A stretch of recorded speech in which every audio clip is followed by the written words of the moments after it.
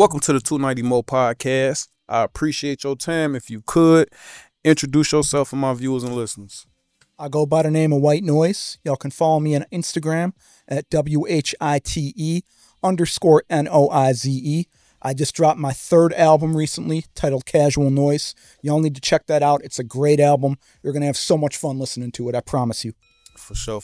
And we're going to get into all of that. But before we do, we're going to start at the very beginning, White Noize. Where you from? Where you grow up? So I grew up in Western Springs, Illinois. Currently reside in Bensonville, Illinois. Lived in the suburbs my whole life. One of 5 kids. Blessed to have a family support system that I have. I've been able to, connect with them even more through the music. They've been out to shows, my sisters, my siblings, and it's a beautiful thing. So. That's what's up, man. So how do you pronounce that town again? Western Springs, Illinois is where I Springs. grew up. Yeah. Okay. And I'm currently in Bensonville, Illinois. Okay, Western Springs, man. Talk to me about Western Springs, like early in life. What type of things were you getting into in Western Springs? That's a funny ass question. So it's around like LaGrange, Countryside, Downers. Oh yeah, I'm familiar. Hinsdale, that general vicinity. For me as a youth, we'll say, one of the things that I remember is with all my friends, it's always running around. Like I always had friends nearby. We would always be like into ding dong ditching and stuff, like Sure. just stupid kid shenanigans. But those are some of my early memories with them. And actually, one of the first times I ever recorded, the first time I ever recorded music was in one of my friends' basements. We have a lost tape out there called "Welcome to Suburbia." Oh, not lost, man. It never made it to the light of day, and I'm glad it didn't because it was an absolute abomination. Yeah. But it was in high school. You're just starting out learning stuff. Yeah, it shows the improvement, man. Yeah, but I recorded all that in one of my friend's basements, and the funny thing about it is, I was sloppy and left my notebook with all my rhymes in it in my buddy's basement, and it had a lot of profanity in it. And his mom and dad found it, and so they found the notebook, and they told him, we can't have this happening anymore. Just based off of the profanity in the notebook. Yeah. And so that's something I always joke about with them. It's like, man, what could have been if they didn't find that notebook? Did they take it back to your parents or anything, or did they just leave it in house? I think what happened was they told me to come get it. They didn't give it to my parents. But I just remember my buddy telling me, yeah, we got to talk about this. He pulls up in their car. We go to like the local shopping center. He's like, bro, we got to shut down the studio. My parents found your notebook. Damn, man. Damn. My bad. Yeah. Man, you must have been talking about some Uncle Luke shit up and down, man. It was funny. One of the lines, I think. Too short shit? One of my buddies always jokes with me. He's just like, yeah, I think my mom and dad saw a line in there that said like sucking on a bitch's titty or some shit like that. And like. That was it, bro. Man, that's definitely. I don't know how my parents would have reacted on, bro, because early I couldn't even listen to like certain music early, so I just knew how they react if I was writing it. So that's a good story, man. Now, if you could remember, who were you listening to early at that time, and we go what you listen to nowadays, but early, if you could remember, like what was you listening to, what was your parents playing in the house, like shit like that. My parents weren't really playing a lot of music in the house, but what I was listening to was, the first group was Bone Thugs and Harmony. The Crossroads was the first rap song I ever heard. Oh, yeah? Yes. That's a hell of a first song. Yeah, that was when I was like 13 years old. That day I was playing basketball with one of my friends in their driveway, and, he puts on the song. I'm like, what is that? It caught my ear immediately. And then later that day, he threw on a Tupac song. And I was like, okay, I'm hooked. This is... Had you ever... This is probably a personal question. You don't have to answer it. But have you ever experienced loss before hearing Crossroads? Because that could be an emotional song, too, for your For first... that, no. But soon thereafter, hearing it in 7th grade. So 6th grade was when I was like 12, 13 or so. But like the following grade...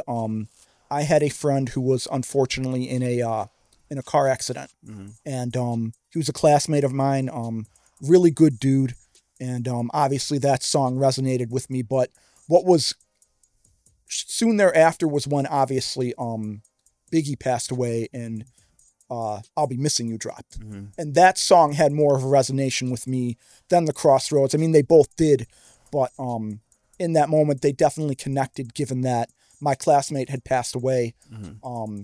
You know, I remember one day he's sitting in front of me in class. Then the next day, he's not there. Mm-hmm. And I was just like, whoa. Like, and it was really real. Like, mm-hmm. Yeah. Now, you said your parents didn't play much music in the house. What was their response to you taking a liking to hip hop? Originally, they weren't very receptive to it. Mm-hmm. Probably because I was just, you know, young, starting out, you know, and but as I grew older, they kind of accepted it more. But the thing about it was, you know, it was a hobby in high school, never really took it seriously. Mm-hmm. Then from high school till about around the pandemic, around the pandemic is when I really started taking it seriously. Mm-hmm. So there was that gap of not doing anything creatively, Mm-hmm. you know, because I was so conscientious about what others might think, including my parents, Mm-hmm. you know, because you never want to let your parents down. Mm-hmm. But as you get older, they start to understand the ambitions more. You know, they were heavy on get an education, get a job, make sure that you have those two things in place. Because if the music doesn't work out, you have to have those things to fall back on. Mm-hmm. Because we know it is very challenging to make it in this music industry. Mm-hmm. There is nothing easy about this. And that's true of any artist, of any genre. It doesn't matter. The music industry is very tough. Mm-hmm. Now, rewinding just a tad bit, if you could recall back in Willow Springs when they told you, little baby white Noize, you could be anything in this world you want to be. What were some of your early aspirations before? You know, other than the music, I probably had aspirations to be like a basketball coach or something. Mm-hmm. That was always something that caught my eye because, you know, my brother played basketball and he was really good for a while before he had some like knee injuries that kind of thwarted his progress. Mm-hmm. But that was one of my aspirations. Honestly, other than the music, there weren't many other dreams or aspirations. I just kind of wanted to blend in for a minute. Mm-hmm. And then, you know, that pandemic hit and it was just like, you know, this was always on my mind. Why didn't I ever pursue this? And, you know, here I am. Now, leading up to the pandemic, what were you listening to leading up to the pandemic? And you said you weren't doing anything creatively leading up to the pandemic? I was not writing. I was not nothing. Yeah. Nothing, not painting, not nothing. Just work, go home. Yeah, just work, go home. That was it. So if you could remember, what was the epiphany? What was the light bulb? What happened to make you go all in? Was it the pandemic? Was what happened to make you be like, I'm white Noize is born? It was very much the pandemic, because that pandemic gave everybody the opportunity to look themselves in the mirror and just say, what else can I do? In all that isolation, I really looked myself in the mirror and I was just like, why can't I do this? And then, you know, I would see on Instagram all these like various artists doing living room concerts, you know, and doing stuff like that. And I was like, I can do that. Why the hell can't I do that? And so, you know, I started, you know, leased a couple beats from various producers, you know, wrote to them. And I was like, I might have something here. And then, you know, April of, wait, I got to rewind a little bit because before April of 21, I had entered a freestyle contest put together by Jessica Barr out of the United Kingdom. And I finished in the top 6 out of 22 artists in August of 2020. And that really catapulted things. I was just like, wait a minute, if I can finish close to the top 5 out of all these artists, I got to keep pushing with this. Now, sitting in the home in the pandemic, let's talk about your creative process. You know what I'm saying? Like, once you start writing, did you decide what kind of rapper you're going to be, what kind of vibe you was going to have? Is that anything that you consciously thought about before you started writing, or you just started writing and went with the vibe? You know, for me, it was basically starting to write and the positivity vibe really hit initially. The first song I put out was a song called PVO, which stands for positive vibes only. And from there, I just started, building things positively. My first couple releases, a joint called Champion, a joint called Triumph, a joint called Gotta Make It, which is a song about my parents. And then, started to have a little bit more fun with it. I dropped a song called Lover Boy, a little bit of something for the ladies, and then, fast forward to my first project, a lot of positivity and more introspective vibes, looking at myself as a man and an artist, and then obviously the outlier on that project is Next Up, the club banger type, but a lot of introspection and positivity with my music. For sure, for sure. Let's talk about the reception that you received on the first couple singles. The first couple singles, and what did you do with them? Did you immediately release them? Did you just share them with family and friends? Did you have a rollout in mind that you was I'm gonna release this, like that, or how did that come about? It was immediate release. At the time as a new artist, I didn't really know how to roll out music. And my first couple songs were only SoundCloud releases. I didn't know about DistroKid. I didn't know about the importance of cover art. I didn't know about the importance of how to promote a song. But I learned that as I went along. And so, now with my releases, I, make sure I tell people about what's going on with the song. I do a lot of talking to the camera and telling them, hey, this song's coming out, or this album's dropping, or I'm performing here, but initially it was just a lot of just drop the songs and see what happens. So those initial releases were all on SoundCloud until I learned what DistroKid was. Then I re-released them all on DistroKid. Now let's talk about the learning process, because recording is one thing, you know what I'm saying? But like you said, it's a whole other, you got distributions, you got royalties and stuff like that. So where did you gain that knowledge coming in so green to the rap game? I've got that's where Jamari Michael comes into play. I recorded basically my first 28, 29 songs out of his studio, Indigo Studios. He taught me so much about the business, about the importance of having songs registered with a PRO, how to be on time, how to be ready to work, how to record music and make it sound good. Be on time, that's the one, boy. Music artists got that shit bad, boy. Be on time, because if you're early, you're on time. If you're on time, you're late. If you're late, turn around and go home because somebody took your spot. Yeah. That's what I tell people all the time. But I already had a lot of discipline within me, probably from having a 9-to-5 job for as long as I've had, but he just instilled that more in me, and I was lucky that his studio was right up the street from my apartment. Oh, that's so I could never be late. Like if I was late, what am I doing? He's gonna send a welfare check. But no, he taught me a great deal about the business, about like how to make songs sound good. He always taught me a trick where, like, if you're recording your verse and you mess up and you got to punch in, you should go back to the previous line to catch the same tone for the next line. And that's something that I always do. If I fumble a verse a little bit, I'll be like, hey, let's go to the previous bar. Let me get the tone and then punch that in. That's one little trick that I learned from him. What else are some things that you learned coming into, from, like you said, from doing a 9-to-5 so long to head first into the music industry? Like, matter of fact, talk to me about your first experience in the studio. Like, were you amazed? Did you know what to look forward to from watching YouTube videos? Like, what was your first experience in the studio like? So prior to being in Jamari's studio for the first time, I had watched a lot of other rappers and how they worked. And, a lot of them always said, have your song memorized, or at least have it rehearsed enough where you know what you want to say.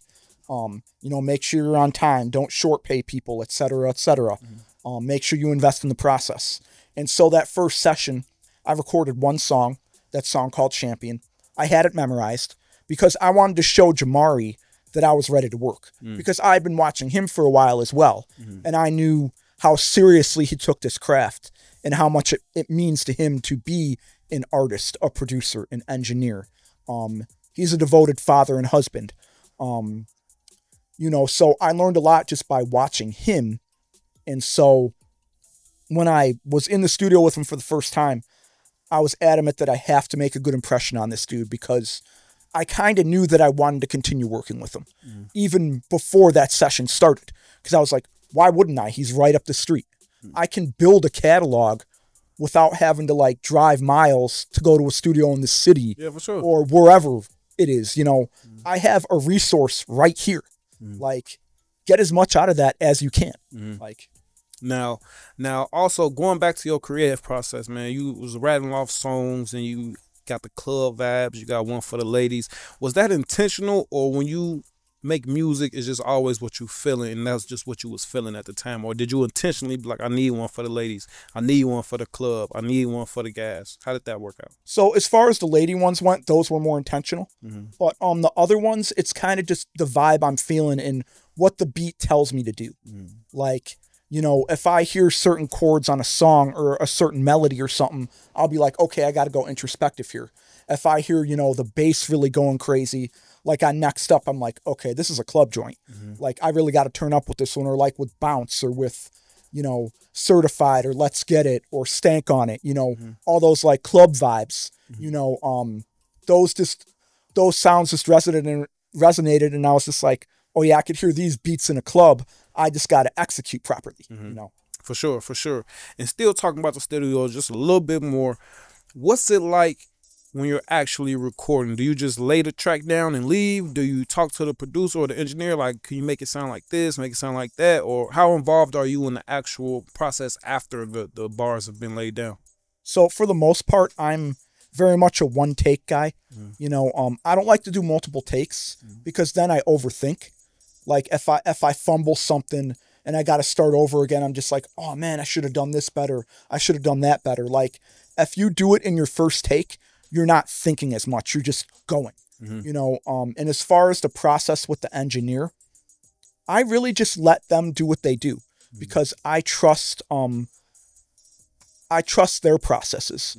And for and basically with every engineer I've worked with, it all sounds amazing. You know, the Jamari Michaels, the Joe Delfinos, the Frank Ducatis. I recently worked with Cam out of 1002 Studios. That's where I recorded the majority of the Casual Noise album.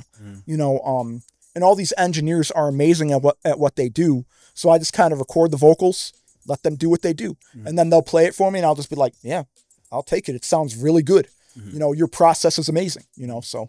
For sure, for sure. Now, you got started during the pandemic, you know what I'm saying? And thankfully, you know what I'm saying, we're not in that state anymore where we're in now. And you're one of them artists that I always see out and about a lot. So if you could talk to me about when you started getting your feet wet and hitting these stages, because it's one thing to not been doing nothing artistically for all these years, to just start and then, you know what I'm saying, we didn't know what was going to happen during the pandemic. We didn't know if we was going to be in there for 10 years, you know what I'm saying? So once the restrictions was lifted, what made you, you know what I'm saying, like, now I'm finna go stand in front of a live audience, in front of a live crowd and do this shit? So my very first live performance, December 9th, 2021 at Magoo's Bar, put together by Ever Evolved. It was the Two Urban Open Mic. That was the first time I was on a stage. And I remember that because I did two songs. I did Let's Get It and Champion. And the crowd really went crazy for Let's Get It. And, you know, then I did the second song, Champion, and the crowd was very receptive. And in that moment, I was just like, I got to do this more. I got to get to as many shows as I can. I got to, you know, keep growing through this craft, keep getting better at what I'm doing, taking advantage of opportunities. And then you fast forward to maybe early and mid 2022. I did a couple open mics at Hairpin Arts Center at the Lyrics and Libations open mic. And the first time I was there, I'll never forget this. I'm waiting outside, and a couple other artists were coming in as well, and they were just like, you know where the open mic is? I'm like, yeah, it's upstairs. And they're just like, yeah, what's your name, man? I'm like, I'm White Noize. And they're like, what do you do? I'm like, I'm a rapper. And they were all so excited. It was just like, oh man, let's go. I can't wait to hear this dude. And that was the first time I had gotten any type of real community recognition. You know, other than the crowd at the first show, they were very receptive, but this was really coming from my peers, which was amazing. And that night, I performed a song called Accepted. And it was apropos because in that moment, I was accepted by my peers. So that was a beautiful moment. And really from that point on, you know, you fast forward to 2023 when I did the Underestimated series and Hunger and Dedication series to promote my first 2 albums. That's when I really got my feet wet and really started getting better and better each time and really naturally progressing. And it felt great. And, you know, here I am. For sure, for sure. Doing your thing, for sure, man. Now, if you could, man, talk to me about what kind of preparation goes into a White Noize performance, if any. Like, how do you get ready for a performance? A lot of preparation. A lot of practice. I'm practicing at home all the time. You know, in my living room, in my kitchen, in my bedroom. Practice my songs a lot. You know, and there's times when I'll go hit a local rehearsal studio close to home studios in Des Plaines, which is only a couple minutes from where I work. So there's times when I'll just stop by there after work, you know, knock in like an hour or 2 little quick rehearsal session. You know, they've been very good to me. You know, but it is a lot of practice, you know, making sure that I'm mentally ready and just, you know, visualize the success of being there on the stage. And I put myself in a position for those 5 or 10 minutes I'm on that stage. I'm the main character. I'm the one they're coming to see. So I got to deliver on my performance, you know. Sure. Now with you being the main character, talk to me about your point of view. Are you, is it tunnel vision when you're on stage? Are you paying attention to who's vibing, who's on their phone, who's stepping out to take a smoke? Or is it straight tunnel vision, time to go to work? What's it like and from your point of view when you're actually on stage? You know, it's a combo of both those things. There's times when my earlier performances, I would just completely black out when I was on stage. It would just be like you said, tunnel vision. I wasn't really paying attention to the crowd at all. And then as I got better at performing, I'd be able to catch a few people in the crowd. And what I'll do is like, I might move to that section and vibe with that group. When I was in Denver opening up for Flesh and Bone, when I got that paid flight through Spittin' Bars. By the way, shout out Spittin' Bars. You know, there was a moment when I was performing Next Up, and one of the artists came to the side of the stage and was vibing with me. So I turned to look at him. The crowd was in front of me, but I saw him out of the corner of my eye. So I was kind of vibed with him for a minute. And I've done that in other performances as well, where I might see a group of 5 or 10 people out of the corner of my eye, and I'll give them a little bit of attention. You know, and I try to do that. I try to break it down into little segments, and then, you know, the rest of the crowd might catch on to the energy that I'm getting from that section of the crowd. Now with doing shows, you know what I'm saying? I'm only been doing this since the pandemic as well. Okay. So I may be ignorant to the fact, but some shows in Chicago, a lot of times, a lot of people say that they're not legit. You know what I'm saying? Like, it may be like they might have a winner already chosen or stuff like that. How do you choose like which open mic to be a part of? Like, is any research involved? Do you just, you know what I'm saying, shot in the dark, hope everything's, you know what I'm saying, is good people, good vibes, or what's it like actually? Like, how do you choose who to give your time and your art and your craft to? You know, going back to Lyrics and Libations open mic, I had seen several clips of other artists performing, and I could tell how much they were enjoying it, and I could see the crowd was enjoying it too. So I knew I wanted to take advantage of that platform as much as I could. And then fast forward to some of these other platforms. I've done a lot of pay to play. I'll be transparent about that. Some of the platforms are not as good as others. The one platform that I mentioned earlier, Spittin' Bars, I really like their platform because it's very professional, very well curated. Once again, everybody's having a good time. The hosts, Nico and Chops, are both phenomenal. There's prizes involved. I've been lucky to win twice. You know, the paid flight to Denver last summer, and then recently I won the first prize in Grand Rapids, Michigan. You know, but it's a very reputable format. As far as pay to plays go, that's the most reputable. Where others, I don't think are nearly as reputable. For sure, for sure. I just wanted to get your opinion on that, man.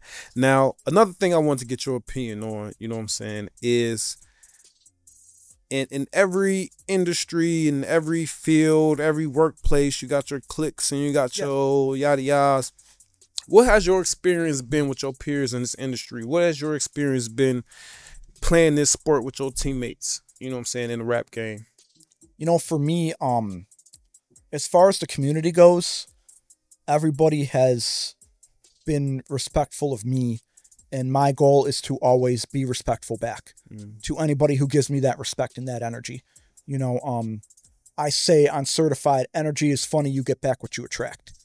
And that's real, because if you're not giving real energy out to people, you're not going to get that real energy back. You know, like you all were talking about on a podcast, I think a couple days ago, about being real and what is real. You know, the energy in this city is real.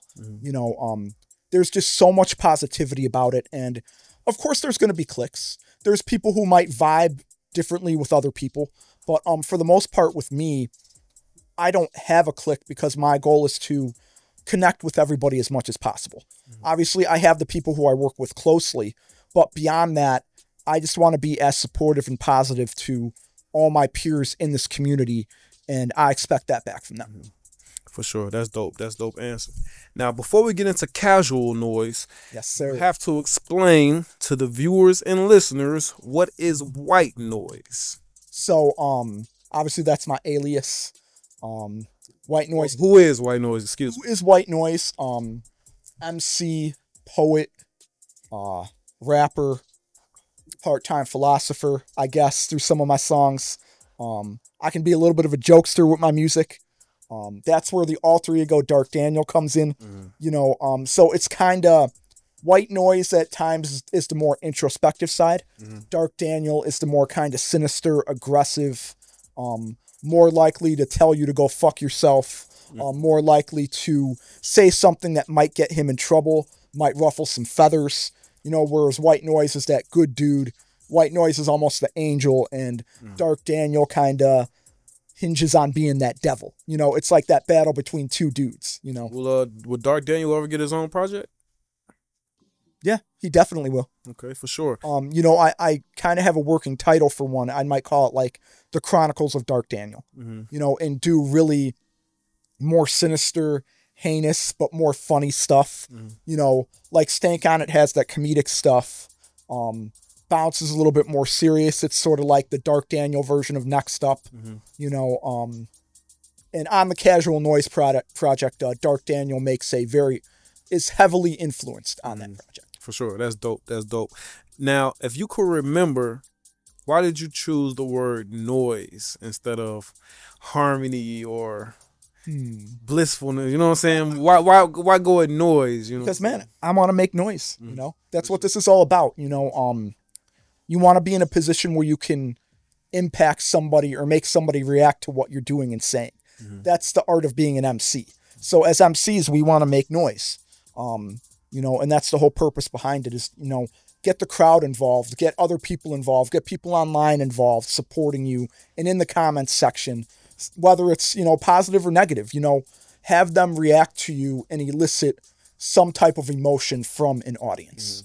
And that's a great answer. That's a great answer, man. Let me ask you this, a question that I always ask the artists when they come through and sitting on the couch, because throughout our creativity and what we do, we still have to live life and deal with life. So do you ever get discouraged and be like, man, I'm just finna, you know, fuck rap, I'm finna go for this promotion at work, or I'm finna do this or do that? Have those thoughts ever crossed your mind? And if they have, how did you overcome that?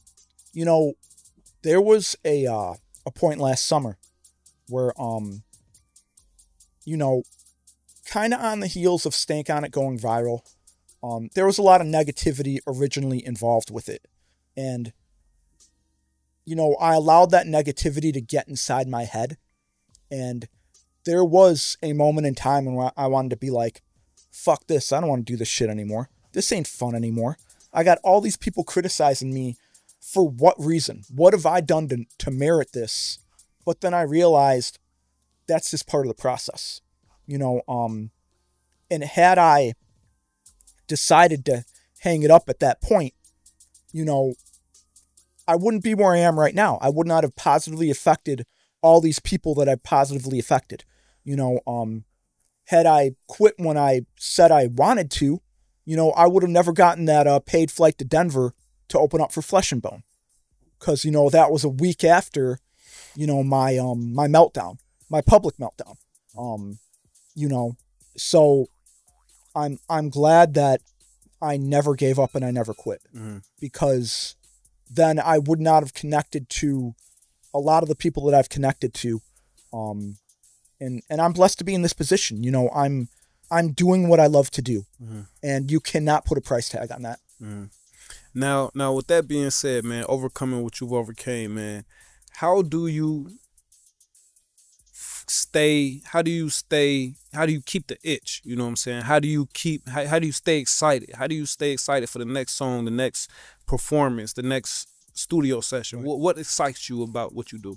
So for me, originally, I wanted to prove this to myself, that I could do this, and I have. Now the motivation is proving it to everybody else. All those people in my comments who have been critical of me. I need to shove it up their ass. That's what motivates me. You know, I found that the biggest answer to criticism is success. I was having a conversation with my dad about this the other day. You know, we were on the phone, and he was just telling me, you know, I'm proud of you. You're pursuing what you do, and you're loving what you do, and it's really cool to see you overcoming, you know, negativity and putting positivity on it. And I said to him, you know, the best recipe for criticism is success. You know, and I've achieved a great deal of success, and I'm going to continue to be successful. And I would say overall, it's just my love for this and connecting to people through the music and being a part of this community.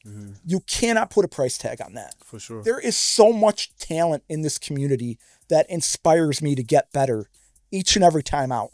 Every time I see a new artist I haven't seen, every time I see an old artist that I've seen perform and see them keep getting better, you know, that just drives me to be like, oh, I got to step my game up. I got to write more hits. I got to get to work, you know, and it's a beautiful thing. For sure, for sure. Healthy sport, healthy competition. Healthy competition. Yeah.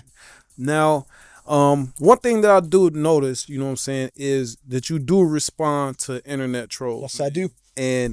And one thing about it, man, is internet trolls are everywhere. I get trolled. Trolled, you know what I'm saying? But I choose not to respond. So if you could, you know what I'm saying, not only do you respond, you put them on blast, you know what I'm saying? So what made you start, you know what I'm saying, putting the trolls on blast? You know, it was something that I had seen Wilhelm Duke doing. He would do that green screen content and have the comment in the background. I do that a lot. And I would see him responding to comments through video. And it's a trick that he kind of taught me, because ultimately it's great content. You know, why would I not use that to my advantage? You know, why not call some people out? You know, if you're going to call me out publicly in a comment section, then I'm going to call you out, because you're giving me permission to do that through saying something negative about me. Now you're saying I can say whatever I want about you. For sure. You know, so I'm using that as content, and it intrigues people. They're just like, oh, wait, he's saying this now? Oh, I like that. I like what he did there. You know, so. Yeah, for sure, man. It caught my eye because, you know what I'm saying, it's like. And I have fun with it, you know? Yeah, for sure. It's like me. I got like a couple jokes, then I'm mad. So for you to be able to stay lighthearted, man, that's a good thing, man. Some trolls need to be told, you know what I'm saying? Yeah. They need that, you know what I'm saying? I'll just be like, man, fuck it. But and you know, there's certain comments that I read and I'm like, okay, I have to say something about this. Like if they question my authenticity or my integrity or my desire to do this. I had somebody tell me, oh, it's okay to have hobbies when you do this. And I responded, I was like, no, the fact of the matter is I have made money off of this. I have successfully sold merch. I recently won a contest where I won $200. So the facts are I have made money off of this. Is it a great deal of money? No, but it's not a hobby if you make money off of it. So now with that being said, man, if you could, just going back to the music, how important are the analytics to you, if at all? You know what I'm saying? With anything, like when you put out a project, are you looking to who and where they're listening to? When you make a post, are you looking to who's liking it and how many views? Or do you just put the art out and it does what it does? You know, I put the art out and it does what it does. I really don't study analytics at all. You know, I just kind of put it out there and whoever's going to see it is going to see it. Now, is it something I could do better looking at who's seeing my stuff and what are they liking about it and all that? Yes, absolutely. I probably should. But right now I just want people to hear it. It doesn't matter to me who hears it, whether it's, you know, somebody having a bad day and they hear one of my songs and they're like, oh man, that really resonated with me. Or if it's somebody having a good day, they're on their way to the club and they play Bounce or, you know, Next Up or Let's Get It, you know, or Drop My Name or some shit like that. And they're just like, man, this is feel good music. I want to play this in the club, you know, so. Yeah, for sure.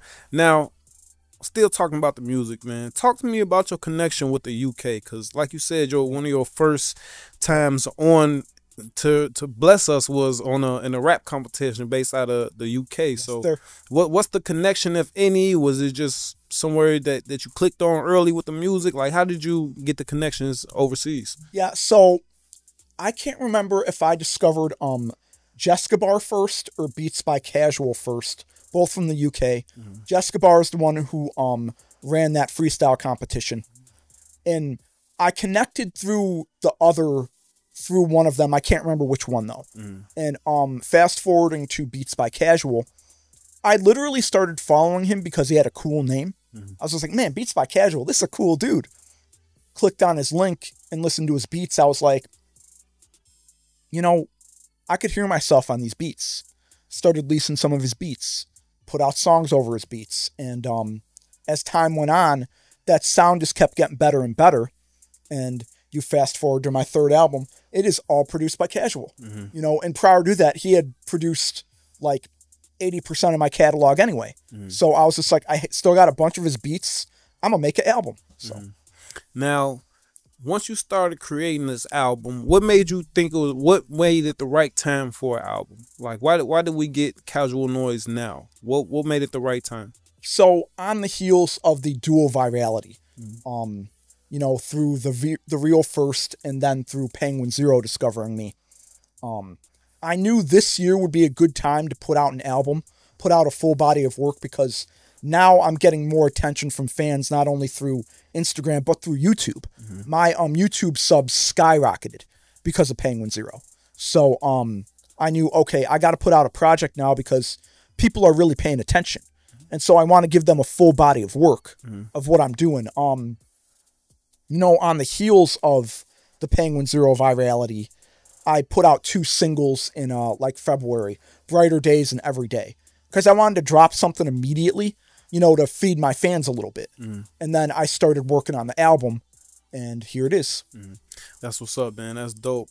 Now, what is it that Casual brings, you know what I'm saying, to the track that was like that specifically catch your ear, that's different, that you gotta go overseas to get, you know what I'm saying? Like what is specifically about his style or how he does it? He just got that sauce. You know, I hear his West Coast beats, and I swear to God, I'll be listening and I'll need a neck brace because my neck is broken. You know, this dude, I hear it and I'm like, this is crazy. He's got me making stank faces. Like, he just has this style about him that I can't explain. And he and I, we just vibe. It's just my voice with his beats. It just, it works. For sure. It's one of those things you can't explain why people have chemistry. Like, we just do. Well, now I'm going to ask you to try to explain that by giving us a synopsis of the project. Like, what is the project about for anybody watching and listening? What can they expect to get up out of the project? And what do you hope for them to take away from the project? So basically, it's very much a get back album. I'll describe it as in that way because, once again, given all the criticism that I've endured through the last couple years, I needed to address some of that shit. But it's very much a fun album filled with a lot of quotable lines, a lot of very heavy West Coast vibes. I think like 10 of the 12 tracks have West Coast influence on them. Very fun album. You're really gonna enjoy listening to it. Lot of danceable songs. Lot of hit songs. Not a lot of really no introspection on this album, much like my first two albums were. This is more kind of in your face, more raw, a little bit more gritty. But I had fun putting it together, and I wanted to put together a fun album for the listener. And I also wanted to address the criticism in that same vein, and I did that. Now, is anybody besides Casual featured on the project in any way? No, it's just me on a solo, and all produced by Beats by Casual. And what are your feelings on working with other artists? Is that something that you enjoy doing? Something you'd rather not do? Something you want to do more of? What's the feature vibe like for? I definitely need to work with more artists, and I really do want to. I've been in conversations with a few, so we're gonna be working. But for this project, I tagged it as one artist, one producer, one album from the UK to the USA, and so I was like, okay, it's gonna be a solo project, and I'll spoil this. I will start to work on a re-up, a Casual Noize re-up, and there will be features on that project. That's dope. Yeah. That's dope.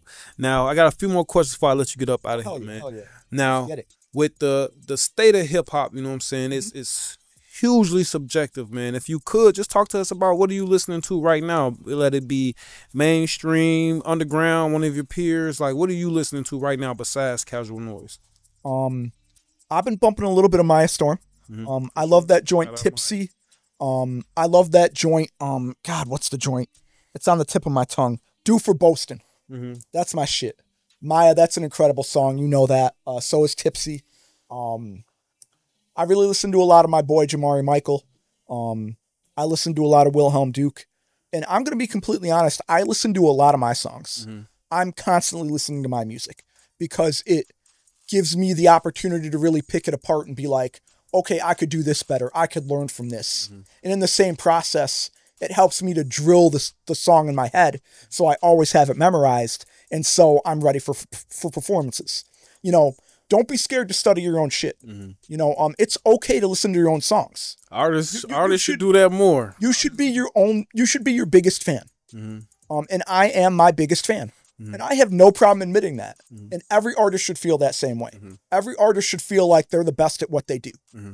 Now, with that being said, man, speaking of fans, or not even fans, just supporters or anybody who's locked in with you, if you could, man, if you don't mind, talk to me about your support system. I talk to a lot of artists, and they always be like, their biggest fans is people that they never met in real life, or somebody that they met at a show one time, and they like every post, listen to every song, or it might be real good. But what is your support system like as far as the music goes? It's wild because when we were doing the Stank On It remix music video.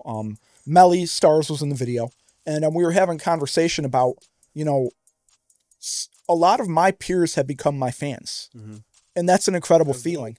And not only that, I have coworkers who have been to shows. I've got coworkers who have bought my merch. I've had my sisters at shows. I've had friends at shows. On top of the support I get from the artistic and creative community, so for me, I have almost an overwhelming amount of support. And I know that there's artists out there who aren't as fortunate as I am to have that same support. I also get a lot of love on social media. A lot of people from the UK who are connected through Casual show me a lot of love. A lot of people locally or around the United States will show me love. I'm beyond blessed, because not everybody can experience or has experienced the level of support that I have. And I just want to thank everybody who's ever been to a show, who's ever bought merch, who's ever listened to one of my songs, who's ever shared my music or told somebody about my music. I'm grateful to all of you, straight up. Now that you're doing this full-fledged ahead, you know what I'm saying, balls on the line, balls to the wall. Yes, sir. what is the goal when it's all said and done? When the Grammys are coming in, when you're getting a star on the Walk of Fame, and you look back on your career, what do you hope it look like? What are you hoping to accomplish? Like, what is mission accomplished to White Noize? You know, one of the missions accomplished for me would be having music be what pays my bills. It's not doing that yet, but I'm very optimistic that that will happen. Mm-hmm. Right now I have the 9 to 5 out of necessity. Mm-hmm. You know, I have to put a roof over my head, clothes on my back, and food on my plate. Yeah, these are necessities for life. It fuels the dream.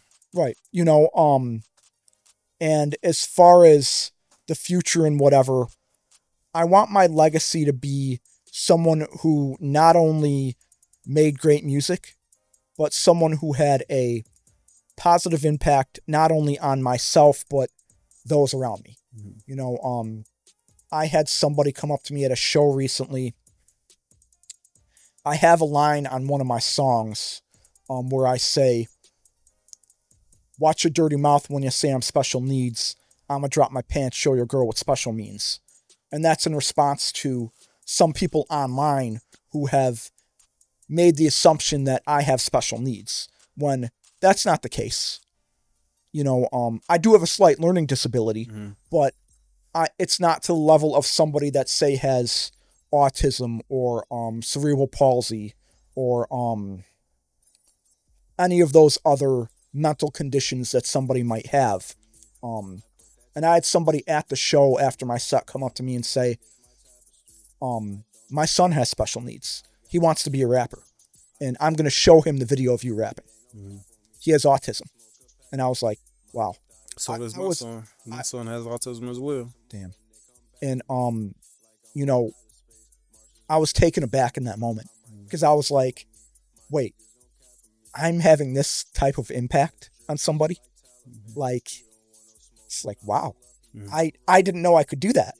And so that was very much a seminal moment for me. Mm-hmm. And it's something that I'm always going to remember. And I told this person, you know, reach out to me anytime if, you know, he wants advice or guidance, mm-hmm. you know, because the fact of the matter is, and this is very sad, that this young man will probably be ostracized and henpecked because he's different. Yeah. And that sucks. Yeah. You know, for anybody who has these conditions, you know, I'm somebody who in high school, I had people call me SPED, special ed, you know, and I have a line in one of my songs. I say, talking all that, man, who you calling SPED, talking all that horse shit, Mr. Ed, because one of the dudes who would refer to me as special ed, he looked like a horse to me. So I was like, talking all that horse shit, Mr. Ed, right. You know, I want to use this platform as a way to use my lyrics to get back at people. Mm-hmm. And I hope that this young man who wants to be a rapper will use his platform the same way when he's ready to do that, as he evolves and improves. You know, my message to him would be like, use your words in the right capacity and use them as a weapon to get back at people. Mm-hmm. You know, use the microphone. Yeah. Use your thoughts, use your brain. Yeah. You know, there's no need to, you know, resort to violence of any kind. You know, you can positively impact people through your words, through your actions. And that's what I learned in that moment. Yeah. You know, and that was just, like I said, I was blown away. Mm-hmm. I could not believe this person said that to me. You know, and I'm very grateful that I had that interaction, you know. For sure, man. And that's real righteous activities, man, because I'm still getting better myself, because if you mess with some special needs people around me, it's going to... Oh, man, yeah. It might get violent, man. Yeah, but it should not be tolerated, you know. It won't be. It's 2025. We got to do better. Yeah. Like, you know, it's... And do you know that really comes from, you know what I'm saying, because everybody has something that they're insecure about, and that really comes from their own insecurities when they go home at night and they can't live with themselves, so they gotta... And they project it on you. That's all that is, man. That's where all the criticism online comes from. It's probably somebody having a bad day and they don't like something they're doing. Or a bad life. And they see something online and they're like, oh, I'm gonna make fun of this person, it's gonna make me feel better. Yeah. No, it's the same thing when I'm gonna make fun of him because he's chasing his dreams and I'm still going to work every day and night. That's all it is, man. And, you know, there's also the other thing that drives me crazy, and is when somebody will be like, oh man, you should kill yourself, man. You shouldn't be doing this. Or they'll do the little meme with like somebody hanging themselves or whatever. That is disgusting to me. For sure. You have no place to tell somebody to do that, because guess what? Mental health is a huge issue in our country. Suicide is a huge issue in our country. We had gun violence, period. We had an artist, Carlo Banez. He took his life back in April. A member of the artistic and creative community. It just bubbled to the surface a couple days ago. I just found out about it. He took his life in April. It is so sad. This dude was so talented. I met him at a couple shows. When he got on the stage, Mo, he lit up the stage. This dude had so much to offer to the community. And, you know what, let me take a minute to extend my condolences to his family. For sure, condolences. Everybody affected by that horrible tragedy. It's so sad.